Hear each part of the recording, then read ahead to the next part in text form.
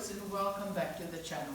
This afternoon I'm going to make a lamb shank curry for us. So as you can see, I'm busy browning the onions in my saucepan. They are now sort of ready and to my liking. So I'm just pulling them to the side of the saucepan that the extra oil can just, pressing it that it can just go to one side because I still want to use the pan.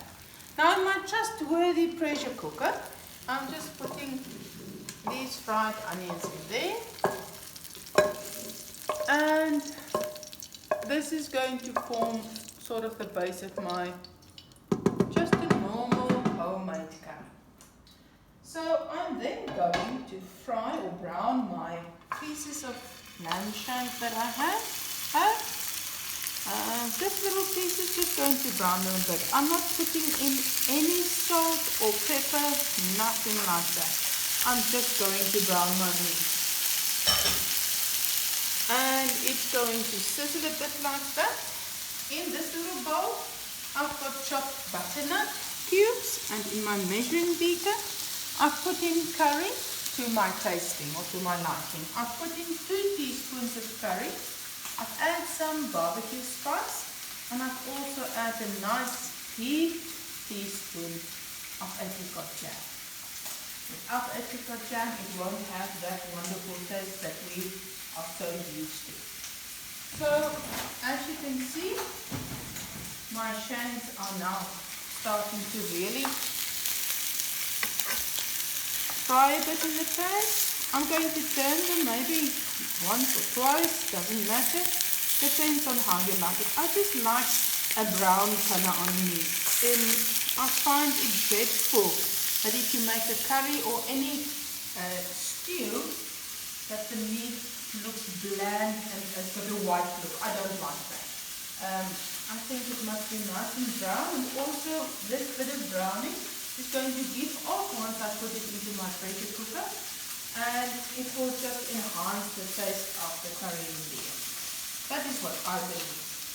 But we're only 2, as you know by now, 2 angels. The fat pig does not get any of this. It's not healthy. But anyway, she will enjoy it.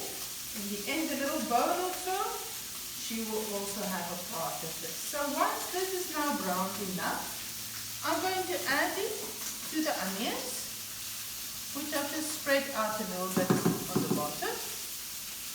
And I'm going to put in the meat on top of the onions, then my butternut, and then the curry sauce. And I'm going to just cover it with hot water so that I can put the steamer on, and it can, on high pressure, steam for about 30 minutes.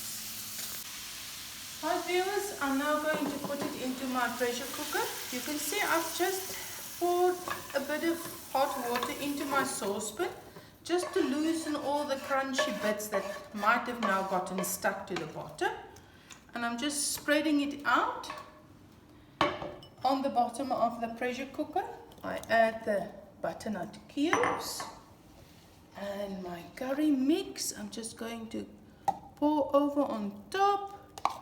And you can of course use any vegetables you like. If you don't like any vegetables, you just like potatoes, you can add the potatoes.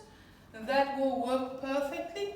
But we had potatoes earlier on, so I felt for something different. And I'm just putting in enough water, you can see, to cover my meat. So once I've done that, I'm going to switch on this wonderful engine of mine. Maybe I must just switch on the plug. And I'm going to set it to high pressure, and the time is going to be 30 minutes. So once that has steamed for 30 minutes, I will show you what it looks like. Right, half an hour has passed, and now you can see what my lovely curry looks like.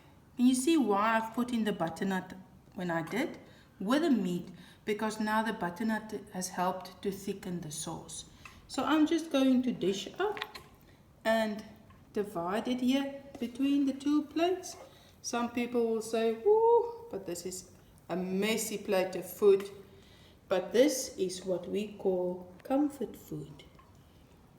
And in the end, this is the best meal. It's got vegetables, it's got everything, and a nice long sauce to go with it.